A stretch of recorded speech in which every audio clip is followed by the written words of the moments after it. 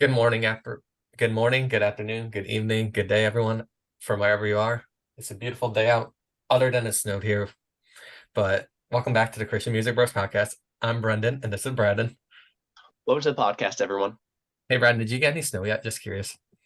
Not yet, just a lot of rain and cold weather here, but no snow yet. We got 6 inches last night. Wow, that's a lot. It needs to go away already. Hmm. Anyway, today we are here with Dre Murray, so we're gonna let Dre introduce himself and everything to start off. Hey, fellow music lovers. This is my part to introduce myself, right? Yes. Okay, all right. I'm Dre Murray, hip hop artist, um, believer, dad, husband, basketball coach, coffee lover, all that good stuff, Star Wars lover, again and again and again, on and on and on. So, but yeah, that is I. Thanks for joining us today. Yeah, yeah. Thank you for having me. Yeah, no problem. Let's just dive right in. We'll start about you talk a little bit about your music background. We'll just start with that, and then we'll go from there. My music background. Yeah, you can talk about anything about your music journey or anything you want to share. Yeah. So I grew up in the early 80s when hip hop was really starting to take shape like commercially, like it was already Mhm. uh on TV and begin to kind of take shape. So that whole experience shaped and molded me musically. So I grew up right in the thick of its birth or inception as we know it now. You know what I mean? So seeing the videos on MTV early on and um the movies that they were making at the time. So that's where my journey kind of starts with hip hop music, but then also I had an older uncle that he wanted to be a DJ, thought he was a DJ, and then my older brother as well. So there was a lot of different. I have some records in there now from the '80s, like the actual record from when I was younger, whether it be War, Madonna, you know, Mhm. whoever, jazz musicians, all kind of stuff. So there was just a lot of music going on in my house at the time. I stayed with my grandmother, my mom, my older brothers, and our house was kind of like where everybody congregated. So there was a lot of parties every week and a lot of music being played. So I just fell in love probably around 5 or 6 years old. I fell in love with music. Awesome. That's very cool. Do you have any musical influences from like the 80s, like anyone that you looked up to? Yes, absolutely, man. So telling you about these movies that came out, early on. Beach Street was one of them. Breaking, but then Run DMC, they started doing movies like the mid '80s. They were in a movie called Crush Groove, which was kind of like the story of Rick Rubin and Russell Simmons starting Def Jam. But then they went and did their own movie, Tougher Than Leather. But they had a huge influence on me, um, just because they dressed like what I saw in the neighborhood, just normal, Lee jeans, Mhm. shell top Adidas or tennis shoes, and it was just normal, but it was on a large stage. So um, they were like superheroes, you know what I mean? So and just the freedom of expression that they had really pushed me to start writing myself at a very like early age. So they were definitely influenced. And then when I heard Rakim um, from Eric B and Rakim, he took the rhyme schemes. He was a jazz musician. Like I didn't notice until I was older, but he played the drums, he played the sax. Um, I didn't notice at all, or he played one horn. I forgot which one it was, but the way he rhymed was different from, you know, I went down the street the other day, and he started like almost like scatting. The way his cadence was like mind blowing to me. And so I began to try to emulate that, and that bettered my writing style. Um, Couple that with Slick Rick, who's a storyteller, and I'm like born from that. Like I love telling stories. Um, Mhm. and the other Run DMC for the performance aspect, Slick Rick for stories, Rakim for the just the flow and the changing of patterns and whatnot. And I was born. That's very cool. That's really cool. And like the very sorry, let me rephrase. I'm sorry. It's early No, morning. Sorry. That's you're that's really cool. Like it's really cool to see everyone's background, how everyone shapes up different, and who the musical influences in their life and everything. Brad, do you have anything you want to add or say? Yeah, so released several albums throughout your career. What was it like taking that first step, releasing your first album, making waves in that genre with bringing like the gospel message in that fresh way that you do lyrically, musically through your style? What was that like? Man, the first time I did that, it was extremely a humbling experience because I didn't have the resources that a lot of people had at the time. And, I grew up, like I said, the area that I grew up in, there were a lot of artists that were doing it themselves. I'm from Houston. And so the Houston scene was just a lot of people making it Mhm. however they could, using whatever they had. And so I took that same mentality when, you know, um, I became a believer, when I became a Christian. I just used what I had. So a lot of my production was terrible. It forced me to my style to write in a certain way. But what it did was it made me focus solely on the message. So early on, like my first release, I practically gave a majority of the CDs I pressed up and stuff away just because, it came with a conversation. I would have conversations with people on the street. I would go into apartments and, do music and speak. And I got to speak at the college I was going to at the time. So it was kind of like uh, a camp almost, like just learning Mhm. or an internship, just learning how to minister. And I think part of why it happened the way it happened was because I couldn't rely on, you know, the shiny stuff, whether it be the, amazing production. Like, Mhm. people still gravitated towards what I was doing, but it wasn't, I knew that it wasn't necessarily for the quality of music. So it really had to be substance. It had to be something that they felt in their heart and driven by the spirit. So Mhm. Love that. That's good. Yeah, yeah. love that too. So you released about multiple of albums there yourself. You also have a collaboration album with Alex Faith. Can you tell us the difference between doing an album by yourself than doing a collaborative album with someone? Like, how was that process different?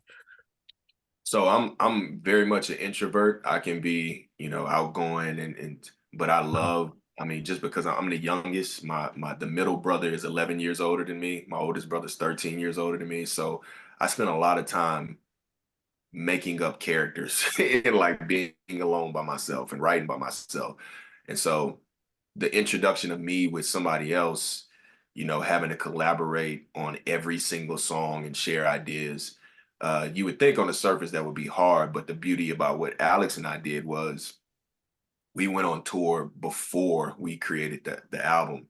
So we spent a lot of time in small cars and, you know, Mhm. hotels and, shady neighborhoods and just going to places that we don't know because and being together, that bond, like we had a bond at that time that was very strong, and that made it easier for me to share ideas. And a lot of the songs that we had came from conversations that we would have on the road. um just thoughts that we would have just about life, about God, about family.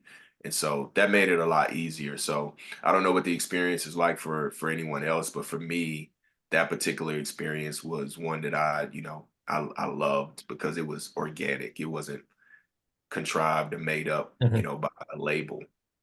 We came up with that idea just based on our conversations. So And it's really cool because I like a lot of the songs. A lot of my favorite songs personally are like experience songs or story songs. Like you hear a lot of those, but those are like my favorite types of music and stories and songs. nice, I think nice. Brandon would agree with that. Definitely agree. Yeah. Yeah, yeah. Brandon, Brandon, do you have anything you want to add?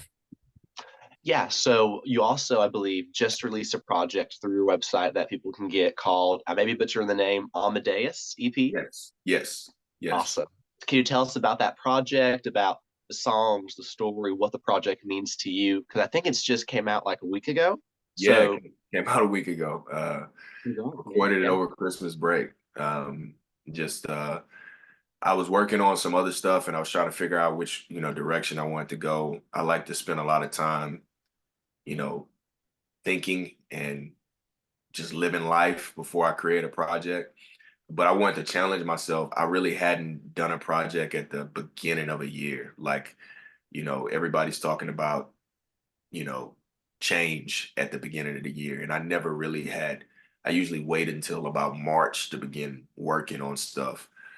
So that was one thing I wanted to challenge myself with that. But there's a producer by the name of Brent Rice who collaborated on the project with me. He was a friend that I met through coffee, believe it or not. But he's the pastor in the Kansas City area, and I knew that he had dibbled and dabbled in production, but I didn't know his whole story. And it turns out he had been around, Christian hip hop for years, but had just taken like a long break due to Mhm. him pastoring and just family, and then some other things that he shared with me, and I shared some things with him. And so we just had these beautiful, again, conversations, like really talking to each other on the phone, leaving each other voice notes, and from that, he just, but before that, back up, before that, he just sent me like 3 tracks and was like, man, I'm trying to get back into creating.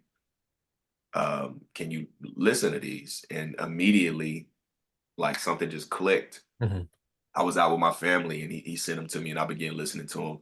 And so I like recorded to 1 or 2 of them like really quick and sent it back. And it just like sparked something in him. I think that something that he needed. We've been kind of discussing this. He needed that in the same way that I needed it. And so um it came together just like when we talk about Southern Lights, it came together organically to where we begin to have these conversations about, what this project meant outside of just the music. And I believe it came together because he needed that push to, like he said in his own words, to be fully all that God had created him to be. He was kind of shutting that other part of him off because he was a pastor and he had some external pressures to, kind of suppress his creative side because, you're a pastor, you're supposed to be.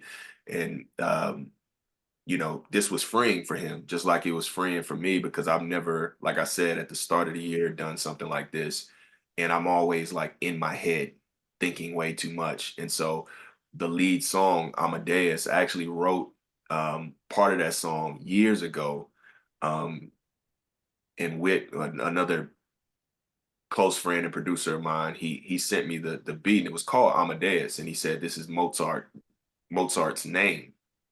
And I didn't even know the meaning of the name at first until I, looked into it. And it's kind of like Theophilus, in the Gospels, the Dear Theophilus, or in Acts 2, I believe it's starts Dear Theophilus, and it's kind of like in Latin, I think the root of it, what it means is it's kind of like the beloved of God or those that love God, and then it also can flip to mean God's love for us.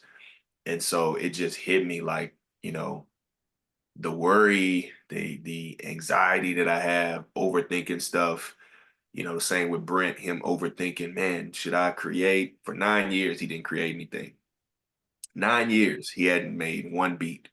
He hadn't created anything. And so this was a chance for him to break through and get to that point where he could start creating again. And the same for me. And so the hook on the first song on Amadeus is, I know that you love me. Sometimes it hurts. I know that you love me for what it's worth. I know that you love me despite my pain. I know that you love me despite my shame. It's just kind of like this mantra of, God loves you, man. Like be everything that he designed you to be, and be free in that, and don't hold back. And so that's what this project is about, that freedom. I That's like so that. good. Yeah, I like that a lot. And if for those who's listening to the podcast, make sure to listen to it. You can probably find it on any streaming service. I always list them off, but I'll just say streaming for now for the sake of time and everything. We just have a few extra minutes. We'll give you the floor. You can discuss anything you want to talk about. So we'll give you the floor right now. Man, so similar to what I'm talking about with this Amadeus project, like I just want to encourage anybody listening to this that maybe, have had some creative endeavors in the past, and for whatever reason, you know, they've stopped, whether it be internally things that they're dealing with, externally just pressures that they have. There's just a lot going on in the world today, man, and there's a lot of need for uh, good. There's a lot of need for light in a very dark place, and the only way that um, that can take place is if we, as you know, hands and feet, as these human beings that were created, if we actually use the gifts and the talents and the ideas that have been given to us by God. And so I just want to encourage anybody that's listening that may have had that dream or idea, and you've talked yourself out of it. You've let somebody else talk you out of it. Maybe you're starting like, Braden, I'm sorry. How do you say your name again? Yeah, Me or him? Brad. Brandon. I'm Brendan. You said it was going to be confusing.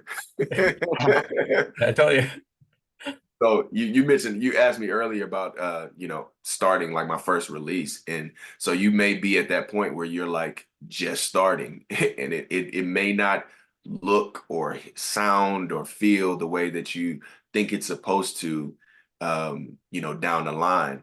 Don't let that discourage you. Like before I got on with you guys, I was just looking at a clip. There's this conversation within, I kind of peer into Christian hip hop conversations every once in a while. I don't as much anymore because I've been in this thing for like 20 years and it's the same conversations. Like it's the same thing. Everybody's like the arguments, the debates, they were happening 20 years ago, and it's the same discussion. Um, and so now it's resurfaced, uh, if you aren't making quality music, or you not putting your all into your art, like should you even be pursuing Christian rap? Or it came from some interview Mhm. from some non-believers. But now Christian artists are starting to go back and forth on, don't tell me how to create, or you shouldn't worry about how I create or where I am in my, and in my journey.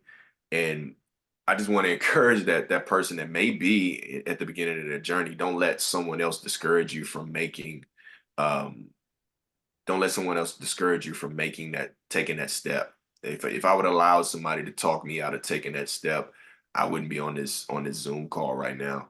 Mhm. And even if you take that step and you have an experience, if you're being genuine, something good is going to come out of it. It may point you somewhere else. You know what I mean? We were talking about Alex Faith. Alex was Lecrae's road manager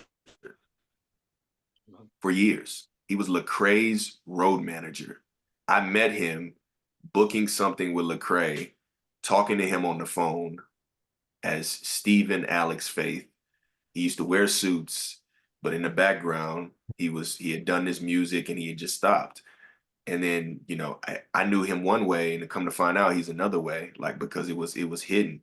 Like share that, man. Share that. Continue to share that. Something good is gonna come out of it. Even if it's just the experience that you have. So That's really cool. And that, like we like to say, or I like to say at least, you miss 100% of the shots you don't take. I know everyone else says it, like Michael yeah, Scott, no, Wayne it's Gretzky, true but though. like It's true. it's It's true. true.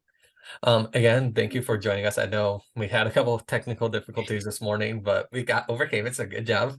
Yeah. So, No doubt, man. Appreciate um, you for asking me. yeah. So anyone that is listening, make sure to follow Dre's social media accounts. You can find his music on Apple Music, Spotify, YouTube, and I recommend you giving it a listen.